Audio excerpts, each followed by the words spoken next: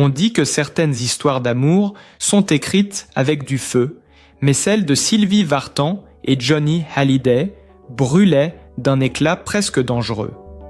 Derrière les sourires des années yéyé, derrière les projecteurs et les foules en délire, il y avait ces nuits de folie, ces scènes d'un autre monde, des filles dans notre lit qui attendaient Johnny. La voix de Sylvie, à 81 ans, ne tremble pas. Elle raconte, sans détour, les excès d'une époque où tout semblait permis. Et pourtant, au milieu du tourbillon, elle rit encore, presque tendrement. Non mais ce n'est pas possible. Un rire qui cache la démesure d'une vie entre passion et vertige, amour et abandon. Mais qui était vraiment Sylvie Vartan, derrière les robes à paillettes et les sourires parfaits? Dans les années 60, elle incarnait la grâce, la modernité, la star absolue d'une France en plein rêve yéyé. Mais derrière les rires, derrière cette phrase devenue presque légendaire, non mais ce n'est pas possible, se cachait une vérité bien plus complexe, plus humaine. Car si Sylvie Vartan souriait, c'était aussi pour ne pas laisser voir les fissures qui se formaient lentement dans le miroir doré de sa vie publique. Elle avait 20 ans à peine lorsque la France entière la découvrit, radieuse, dans les bras de Johnny Hallyday, l'idole des jeunes. Ensemble, ils semblaient invincibles. Deux comètes lancées à toute vitesse dans le ciel des années 60, brûlant de passion, d'énergie et d'excès. Mais derrière les lumières des plateaux de télévision et les applaudissements des salles combles, il y avait des couloirs d'hôtels silencieux, des nuits blanches et cette solitude qui s'installe, même quand on partage la scène avec celui qu'on aime. Lorsqu'elle raconte aujourd'hui ses jours de folie, Sylvie le fait sans amertume, mais avec cette lucidité douce, amère de ceux qui ont tout vécu. Elle parle de ses tournées interminables, des valises jamais défaites, de ces moments où Johnny entrait dans une pièce comme une tempête, magnétique, imprévisible, insaisissable. Elle savait qu'il appartenait au public autant qu'à elle. Et parfois, cette réalité devenait presque irréelle. Ces fameuses filles qui attendèrent dans leur lit d'hôtel n'étaient qu'un symbole d'une époque où les frontières entre amour et idolâtrie s'effaçaient dans la fumée des projecteurs. Sylvie riait, oui, mais ce rire cachait peut-être le vertige d'une femme qui voyait son couple se dissoudre dans la frénésie du succès. Comment aimer un homme que tout le monde veut toucher? Comment garder pour soi une part de rêve qui appartient déjà à tout un pays? Ces questions, Sylvie ne les posait pas à haute voix. Elle les gardait pour elle, quelque part entre deux concerts, dans les silences, après les applaudissements. Elle savait que Johnny était un homme habité, qu'il fuyait l'immobilité, qu'il avait besoin du danger pour se sentir vivant. Et elle, dans ce tumulte, essayait simplement de rester debout, digne, lumineuse. On l'imagine dans la pénombre d'une loge, retirant ses boucles d'oreilles en or, son reflet vacillant dans le miroir entouré d'ampoules. Une star, oui, mais surtout une femme qui aimait trop fort, trop sincèrement. Au fil des années, cette passion brûlante s'est transformée en un long combat intérieur. Elle a appris à ne plus se perdre dans l'ombre de Johnny, à exister par elle-même. Pourtant, même lorsqu'elle dansait seule sur scène, même lorsqu'elle chantait, la plus belle pour aller danser, il y avait dans sa voix une nostalgie discrète, comme un écho de ce passé qu'elle portait encore en elle. Sylvie, c'est cette force tranquille, cette élégance blessée qui ne se plaint pas mais qui raconte aujourd'hui avec la sagesse du temps ce que fut vraiment leur histoire. Un ouragan d'amour et de folie dont elle est sortie à la fois marquée et grandie. Lorsqu'elle évoque ses souvenirs, elle ne cherche pas à choquer. Elle témoigne. Elle dit les choses simplement, sans détour, comme pour remettre un peu d'ordre dans cette légende qui les a parfois dépassés. Je ne pouvais pas lui en vouloir, confie-t-elle, parce qu'elle avait compris, très tôt, que Johnny vivait dans un monde parallèle, celui des idoles, et qu'il ne s'en échapperait jamais. Elle, en revanche, a dû apprendre à redevenir humaine, à trouver sa place loin du vacarme, loin des rumeurs, et c'est peut-être là que réside la plus grande leçon de son parcours, savoir aimer sans se perdre, savoir partir sans se briser. Car derrière les paillettes et les flashs, il y avait aussi la fatigue, les blessures invisibles, les soirs d'hiver où le téléphone ne sonnait plus. Sylvie Vartan, la femme forte, la mère, l'artiste, a traversé ces épreuves sans renoncer à sa lumière. Ce qu'elle raconte aujourd'hui, c'est le revers du rêve, la vérité de celles et ceux qui ont aimé des êtres plus grands que nature. Son rire d'autrefois, ce fameux « non mais ce n'est pas possible » résonne désormais d'autrement, comme une manière de conjurer la douleur, de se souvenir sans rancune, de transformer les folies du passé en mémoire apaisée. Et si son histoire fascine encore, c'est parce qu'elle parle à toutes les générations, aux femmes qui ont aimé sans condition, aux hommes qui ont trop vécu dans l'urgence de plaire, à ceux qui un jour ont compris que l'amour n'est pas toujours synonyme de bonheur, mais qu'il reste malgré tout ce qui donne un sens à la vie. Dans la voix de Sylvie, il y a la mémoire d'une époque, celle où l'on croyait que la musique pouvait tout réparer, où l'on dansait pour oublier la peur de tomber.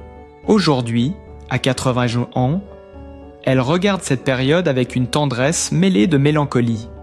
Elle ne juge pas, elle raconte. Et dans son regard se reflète encore cette étincelle, ce mélange d'ironie et de douceur qui a toujours été sa signature. Derrière la légende, il reste une femme, simple, vraie, infiniment humaine, qui nous rappelle que même les histoires les plus folles finissent par trouver la paix. Mais peut-on vraiment aimer librement quand tout un pays regarde, quand chaque geste devient symbole, chaque regard interprété? Pour Sylvie Vartan et Johnny Hallyday, l'amour fut une scène à ciel ouvert, un théâtre d'émotions où le public assistait, sans le savoir, à la lente métamorphose d'un couple hors du commun. Elle, la grâce maîtrisée, le charme discret, lui la fougue, l'instinct, la démesure. Ensemble, ils incarnaient cette idée folle que l'amour pouvait tout affronter, même la gloire, même la jalousie.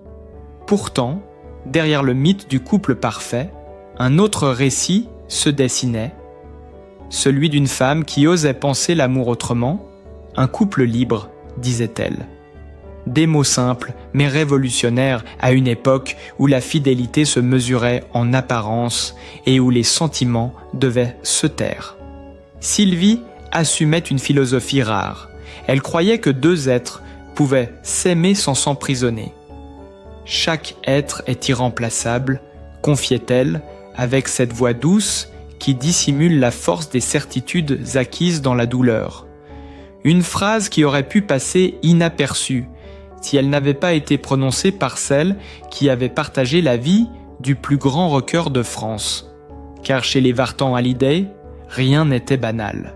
Mais si elle prônait la tolérance, Johnny, lui, vivait l'amour avec la violence de ses contradictions. Derrière son allure de rebelle libre se cachait un homme profondément possessif. La jalousie était pour lui un réflexe, presque une manière d'aimer. Quand Sylvie triomphait avec « La plus belle pour aller danser », une chanson devenue culte, il ne pouvait s'empêcher de bouillonner intérieurement. Les paroles, trop sensuelles, trop libres, heurtaient son ego de rocker. C'était trop sexy, trop posé, disait-elle en riant des années plus tard. Mais à l'époque, ce rire était souvent un masque, car ce succès, cette lumière, cette liberté de scène qu'elle incarnait, tout cela rappelait à Johnny que Sylvie n'était pas seulement sa femme, mais une star à part entière. Dans leur chambre d'hôtel, les disputes éclataient de parfois pour un mot, un regard, une photo. Et pourtant, à chaque fois, ils se retrouvaient. C'était ça, leur folie. S'aimer à la hauteur de leurs excès. Sylvie, d'un calme presque philosophique, ne répondait pas toujours à la colère par la colère. Elle observait, elle comprenait. Elle savait que Johnny avait besoin de se sentir unique, même au milieu de la foule. Alors, elle l'aimait autrement. Avec cette patience, cette tendresse lucide de celle qui voit patient plus loin que les tempêtes. Mais derrière cette force tranquille, il y eut des moments de bascule. Des nuits où elle se demandait si l'amour suffisait vraiment. Être libre à ses côtés, c'était aussi accepter la solitude, les absences, les folies d'un homme qui brûlait la vie comme une cigarette. Dans le miroir, après les concerts, elle voyait parfois son reflet vaciller. « Suis-je encore moi-même » pensait-elle en retirant son maquillage. Les applaudissements du public ne comblent pas toujours le silence du cœur. Pourtant, Sylvie ne renonça pas. Elle fit de cette liberté un bouclier. Elle comprit qu'aimer Johnny, c'était aussi le laisser être ce qu'il était. Un homme incapable d'appartenir à quiconque. Alors elle choisit la compréhension plutôt que la guerre, le recul plutôt que le drame. Cette décision, silencieuse mais puissante, fut l'un des tournants de sa vie. Beaucoup de femmes ne l'auraient pas compris. Beaucoup auraient fui. Elle resta, par amour, mais aussi par fidélité à une certaine idée d'elle-même, celle d'une femme qui avance sans se trahir.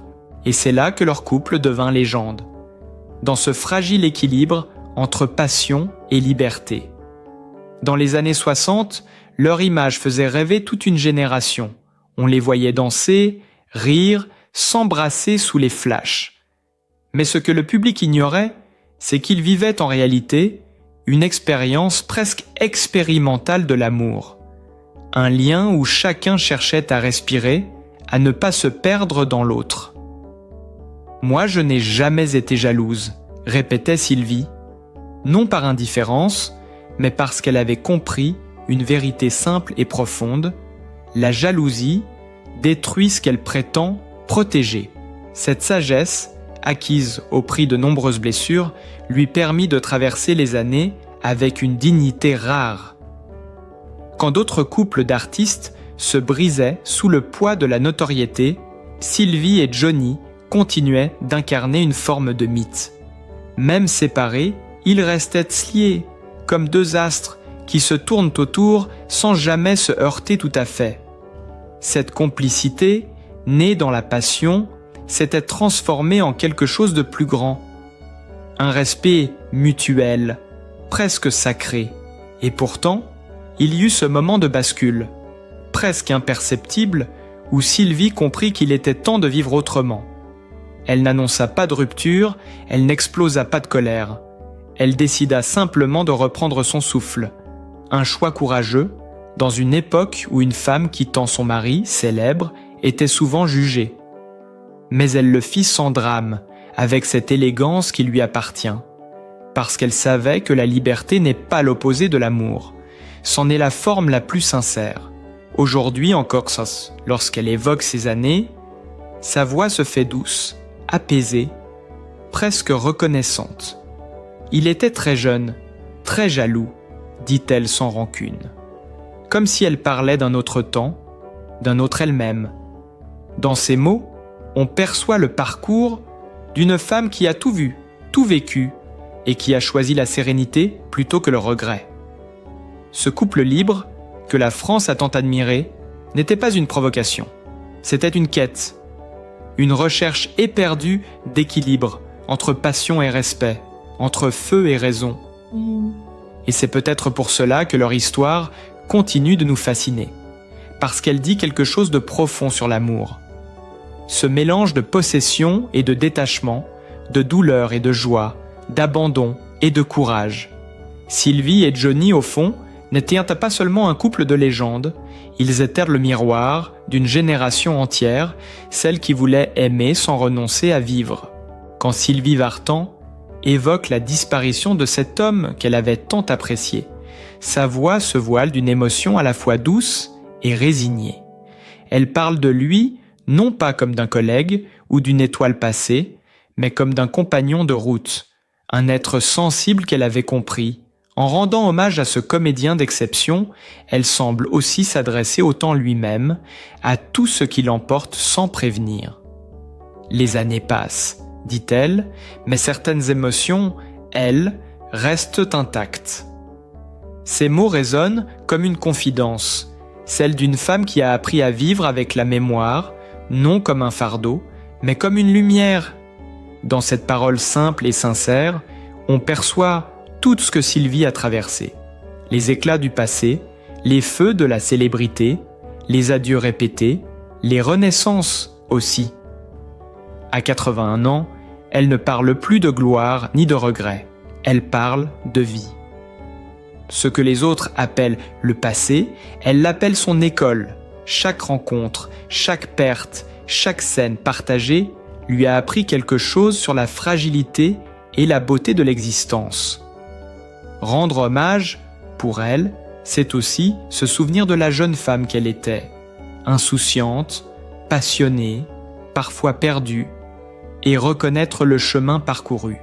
Quand elle se replonge dans les pages de Le tourbillon d'une vie, c'est un peu de tout cela qu'elle retrouve. Ce livre, plus qu'une autobiographie, est un miroir dans lequel elle accepte enfin de se regarder sans artifice. Les années folles, avec Johnny, les triomphes, les blessures, les silences, tout y est, mais raconté avec cette pudeur élégante qui la caractérise. Car Sylvie n'a jamais cherché à choquer, elle a toujours cherché à comprendre. Ce qu'elle révèle dans ces pages, c'est une philosophie de vie forgée dans le tumulte et la tendresse. Il faut savoir dire au revoir sans amertume, écrit-elle. Une phrase simple, mais d'une force désarmante. Cette capacité à transformer la douleur en sagesse est sans doute ce qui la rend si touchante aujourd'hui. Après tant d'années sous les projecteurs, elle a choisi la lumière plus douce de la sincérité. Ce n'est plus la star qui parle, mais la femme, celle qui a compris que la vraie grandeur réside dans l'acceptation. Elle ne nie rien, ni les excès, ni les erreurs, ni les folies de sa jeunesse. Elle les embrasse comme on accueille une vieille amie qu'on a longtemps évitée. C'est cela, sa renaissance. L'hommage qu'elle rend à cet homme disparu n'est pas seulement un geste de respect, c'est aussi une déclaration de foi. La vie continue, même quand tout semble s'effacer. Elle dit ces mots avec un calme lumineux, presque apaisé, comme si elle avait trouvé la clé d'un équilibre que beaucoup cherchent sans jamais le trouver. « J'ai appris à ne plus avoir peur du temps », confie-t-elle, et dans cette phrase, il y a tout un monde, celui d'une femme qui a vu passer l'amour, la gloire, la perte, et qui a choisi de rester debout, le cœur grand ouvert. Elle repense à leurs échanges, à leur complicité discrète sur le tournage de 1994. Il avait cette sensibilité rare des hommes qui doutent en silence, cette bienveillance qu'on reconnaît chez ceux qui ont souffert. Il écoutait avant de parler, se souvient-elle. C'était quelqu'un qui comprenait la fragilité. Peut-être est-ce pour cela que sa disparition l'a tant bouleversée. Elle lui rappelle la valeur de ces âmes qui ne cherchent pas à briller, mais à comprendre. Et c'est là que la parole de Sylvie devient universelle. À travers cet hommage, elle parle à toutes celles et ceux qui ont perdu un ami, un amour, un repère. Elle leur dit qu'il est possible de continuer sans renier, d'aimer encore sans posséder, de se souvenir sans se noyer dans la nostalgie. Elle parle d'une forme de paix intérieure, d'un renoncement qui n'est pas une défaite, mais une victoire silencieuse. La vie m'a appris à ne pas m'accrocher à ce qui part, dit-elle doucement, parce que tout ce qui compte vraiment reste là, à l'intérieur. Ces mots me résonnent avec une justesse presque poétique. On l'imagine assise dans la lumière dorée d'un après-midi, feuilletant des photos, retrouvant des visages, des regards, des sourires. Il n'y a plus de chagrin, seulement une reconnaissance immense pour tout ce qu'elle a vécu. C'est peut-être cela, le secret de Sylvie Vartan. Elle n'a jamais cessé d'aimer la vie, même quand elle lui a fait mal. Dans cet hommage, on sent le cœur d'une femme réconciliée avec son histoire. Elle ne cherche plus à corriger le passé, mais à le comprendre. Elle accepte que chaque époque ait eu sa raison d'être, les excès, les drames, les succès et les silences. Elle ne renie rien, car tout cela l'a façonnée. Aujourd'hui, elle avance avec légèreté, presque avec gratitude. « J'ai beaucoup reçu », murmure-t-elle, « et j'ai appris à donner autrement. » Ces paroles réchauffent, comme une chanson qu'on croyait oubliée et qu'on redécouvre avec émotion. On comprend alors que pour Sylvie Vartan, rendre hommage à un autre, c'est aussi se reconnecter à la part la plus humaine d'elle-même, celle qui sait que la vie n'est faite que de passages, de rencontres et de transformations. Rien ne dure sauf la tendresse. Et cette tendresse-là, Sylvie la porte en elle, intacte comme un fil d'or qui relie tout ce qu'elle a aimé. Et peut-être que c'est là, dans ce calme revenu, que se trouve la plus belle leçon de Sylvie Vartan. Elle nous rappelle qu'aucune vie n'est parfaite, qu'aucune histoire d'amour n'échappe aux épreuves, mais que tout peut se transformer quand on choisit de regarder le passé sans colère. À travers ses mots, ses chansons, ses silences, on comprend qu'aimer, c'est avant tout apprendre à laisser partir, à remercier, à continuer malgré tout. Sylvie n'a jamais cessé d'être une femme de scène, mais surtout une femme de cœur, guidée par cette conviction que la douceur est une forme de courage. Aujourd'hui, quand elle évoque les absents, les amours d'hier ou les amis disparus, ce n'est pas la tristesse qui domine, mais la gratitude. Elle a appris que chaque émotion, même la plus douloureuse, porte en elle une lumière. Et c'est cette lumière-là qu'elle partage encore, à travers sa voix, ses souvenirs, sa sagesse tranquille. Dans un monde souvent bruyant et pressé, Sylvie Vartan nous invite à ralentir, à écouter, à ressentir.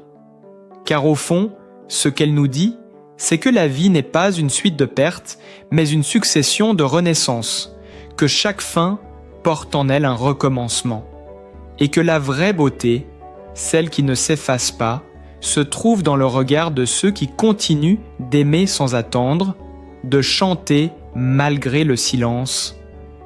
Si cette histoire vous a touché, si vous aussi avez été ému par la force tranquille de Sylvie Vartan, laissez un mot, un souvenir, un sourire en commentaire. Abonnez-vous pour découvrir d'autres récits de vie, d'amour et de résilience. Parce qu'au fond, partager ces émotions, c'est déjà un peu prolonger leur lumière